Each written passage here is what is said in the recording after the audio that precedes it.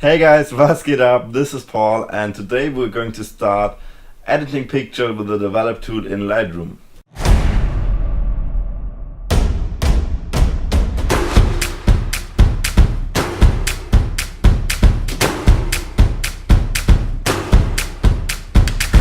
After I showed you in the last video how I organized my pictures, I want to show you today how you can start editing your pictures, and for that we are concentrating on the basic panel in Lightroom. So this video is perfect for everyone who is starting with Lightroom, for all the beginners, but also if you're a little bit advanced, I think you can still learn something, because I'm going to explain every single slider and then how they work together and how I use them.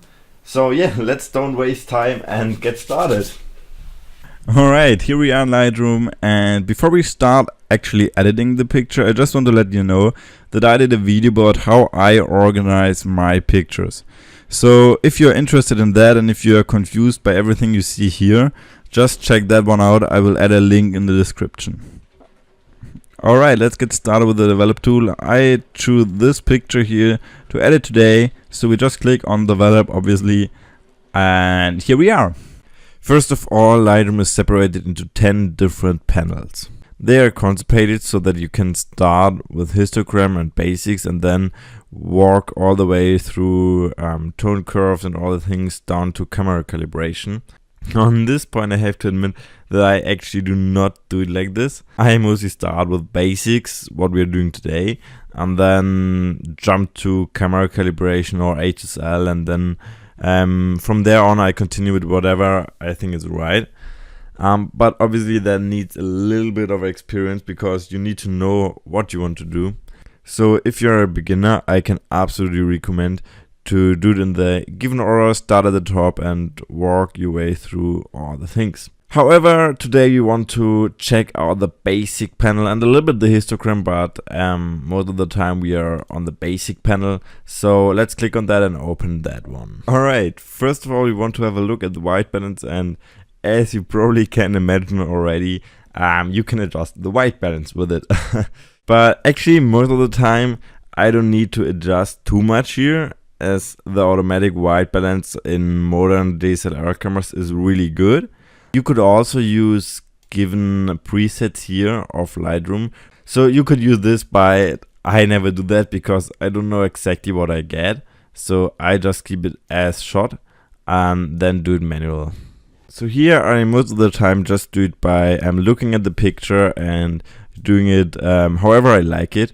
Because sometimes, for example, if you have a very summer feeling picture, it absolutely makes sense to add a little bit yellow and maybe a little bit magenta to get that warm feeling.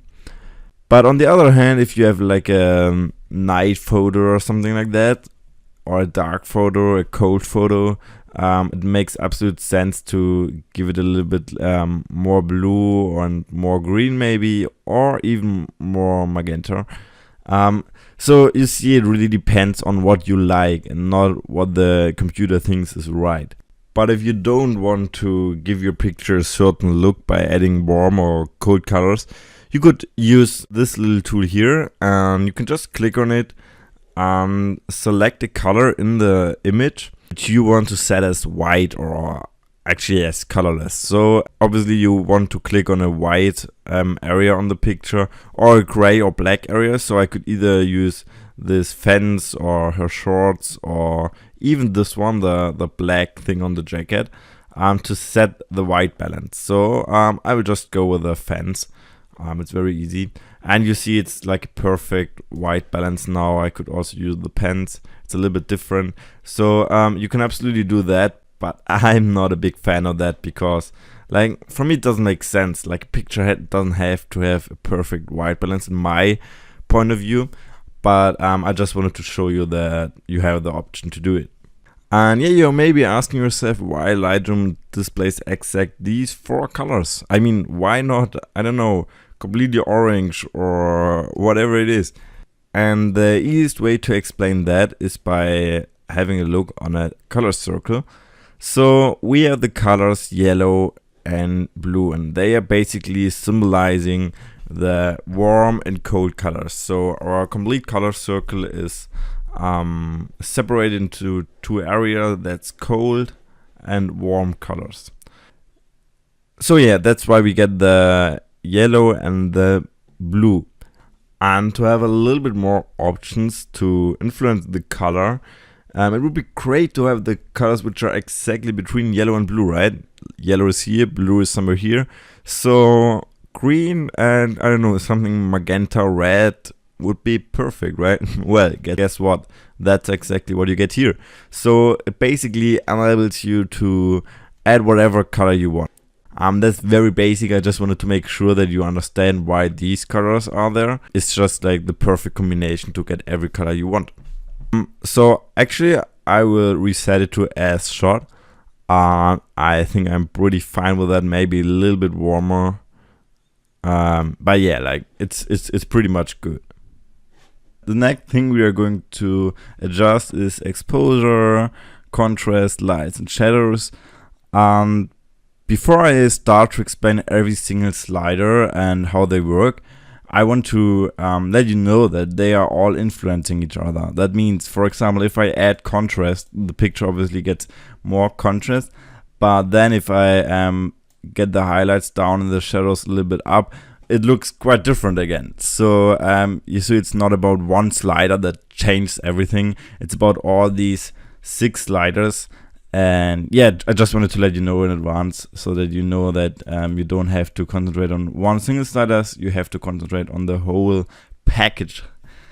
All right. So the first slider, the exposure slider, and you can use this one to adjust the brightness of the complete image. And it's pretty much the same than changing the exposure, for example, by changing the shutter speed in the camera. So you just get a brighter or darker image. That's all you can do. I personally wouldn't really recommend to concentrate too much on this slider, because you should do it in the camera, in my opinion, because you're always losing quality if you changing too much here. But of course, like if you accidentally under or overexposed, feel free to use it. That's why this slider is here, and sometimes you can add cool effect with it. But yeah, let's concentrate on the others. So the next slider, the contrast slider, and to understand that slider, I want to draw your attention to the histogram. And if you're totally newbie, you probably have no idea what the histogram is about, so let me explain you that really fast. So how the histogram works, it basically displays your image as a graphic, and it uses these, let's say, mountains to display what is in your image. So at the left side you will find all the dark areas, all the shadows, and on the right side all the highlights, all the whites, and in the middle, of course, the middle tones. So it's basically a gradient from black to white. And the bigger the mountain is, the more shadows or the more highlights you have. So for example, here we have more darker tones than bright tones, and midtones are really, really rare. Our image, if you just look at the histogram, it's a little bit underexposed, because the perfect exposure, like if you read in a weird photography book, would be the mountain is exactly in the middle, for example, something like that. So we don't get too much darks, we don't get, or shadows, we don't get too much highlights, we get it perfectly right. I personally think don't give a shit about that, because it's completely bullshit. So for example, in this case, for me this picture is not perfectly exposed, because for me it would be something like that. I want to have it a little bit darker, you know. That's in the point of the viewer, and sometimes it makes sense to have a picture extremely underexposed. Sometimes it makes sense to have, like, for example, a high key is extremely overexposed.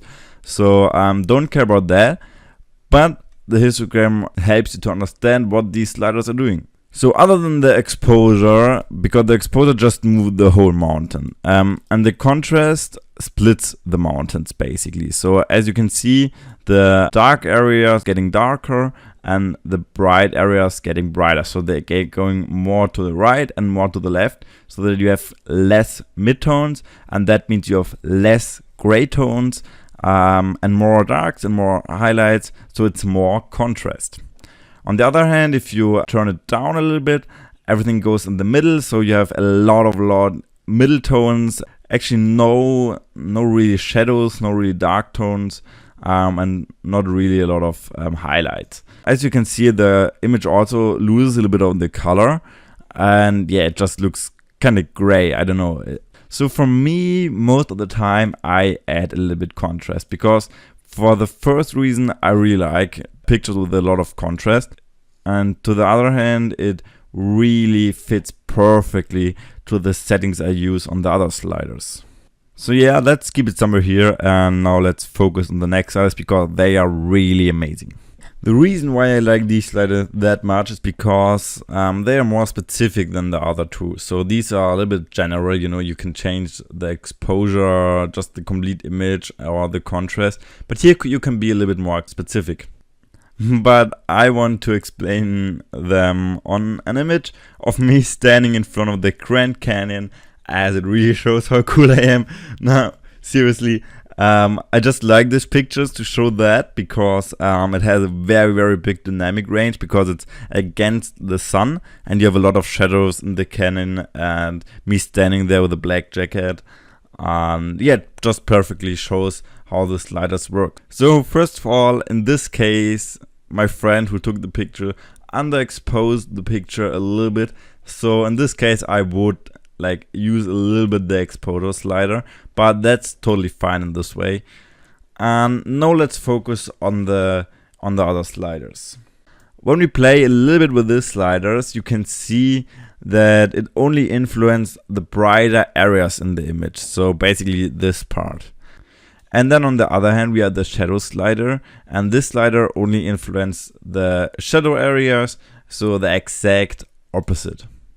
So if you want to get as many details as possible, we want to darken the highlights and brighten up the shadows so that we can see the most details possible. As you can see, it really looks like one of these HDR or high dynamic range images. And if you don't know what it is, just Google it, and I think it's amazing how much details we can get out of one image. Alright, let me just reset it. By the way, if you double click on the name or on the little slider, you will reset the slider to 0. Now the next two sliders are very similar to the highlights and shadows, which makes it actually a little bit hard to explain them properly, but let me try by looking at the histogram. So as you can see, the histogram tells us which part of the histogram is displayed by one of the sliders. So for example, all the way on the left are the blacks, then shadows, then the whole exposure in the middle, and then highlights, and then the whites. So what it tells us is basically that the highlights are the brighter areas of the image, but then the whites are the brightest area of the image. So even brighter than the highlights are the whites, and then on the other hand, even darker than the shadows are the blacks. So let's have a look if we change anything. While the highlights also influencing the midtones and the shadows quite a lot, the whites are doing it a lot less. So that's probably the biggest difference between them. So when I edit, I most of the time bring down the highlights to keep all the details in the image. I don't overdo it because I want to keep it kind of natural. I don't want to have this HDR look. And then bring the whites a little bit up so that we keep the natural feeling of the image. And then I'm doing the same with the shadows. So I bring the shadows up to keep all the details, and I'm doing that quite a lot because we have a lot of dark areas here and we want to see the canyon, and then bring down the blacks a little bit. And actually when I edit people photos, I don't do the blacks at all. I mostly keep them at 0 and add a little bit of contrast instead, because if I add contrast and do the blacks, it really looks very dark really fast. So I just want to keep them at 0 and then add a little bit contrast. We can help ourselves a little bit by pressing Alt or Option while playing with the sliders.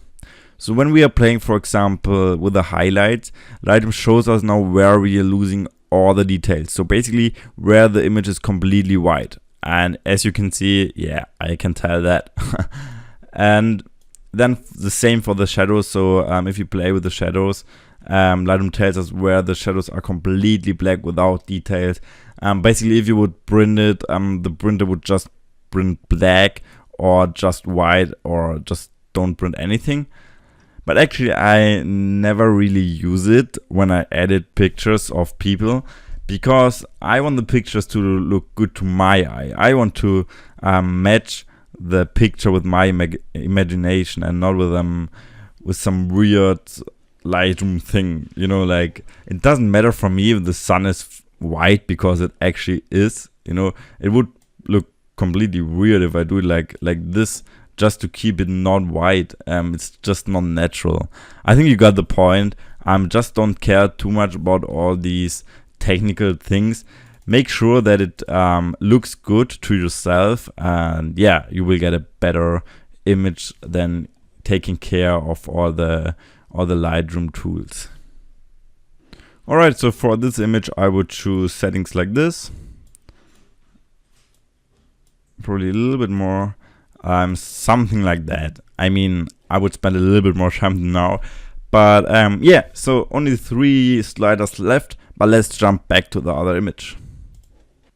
So I will do the same thing here again to show you what I do when I edit people pictures, but actually it's pretty much the same. But for example, if you overdo it here, it looks really, I don't know, I just don't like it. You know, I don't want to see every single detail here or even in the hairs.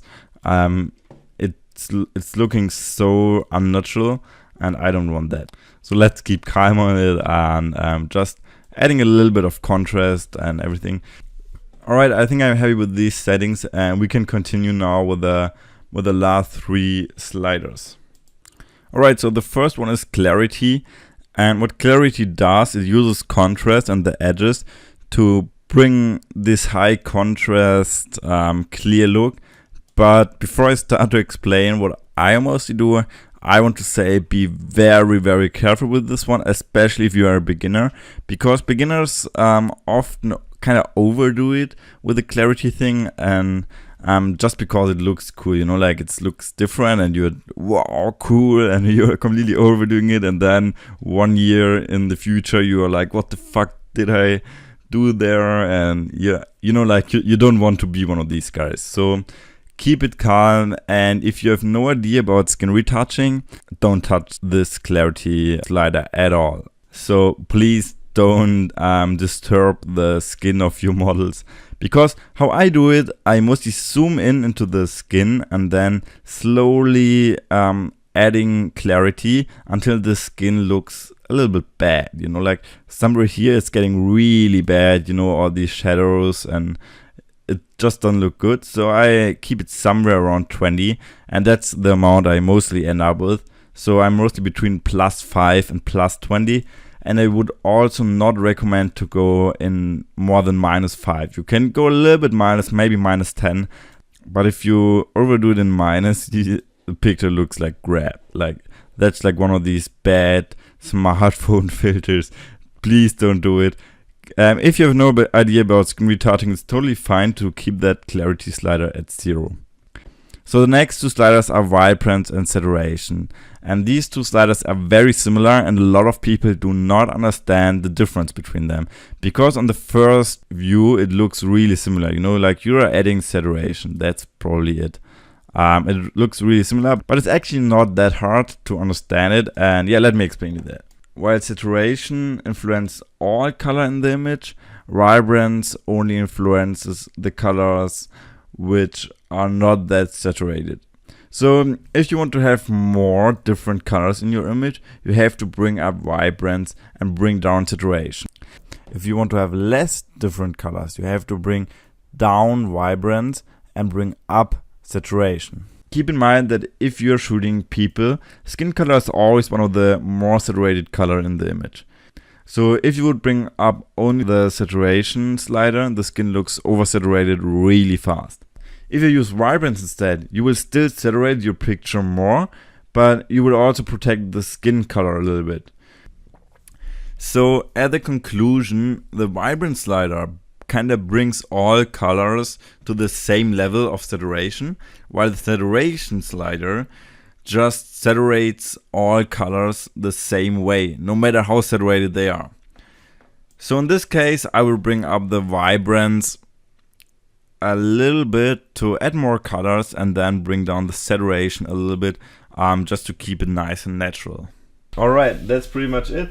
Thanks for watching. I hope you enjoyed the video and I hope you learned a little bit about the basic panel in Lightroom. Let me know in the comments if you liked it, and yeah, if you have any ideas what you want me to talk about on this channel, let me know, and feel free to share this video with your friends. Don't forget to subscribe and we will see us in the next video. Stay tuned.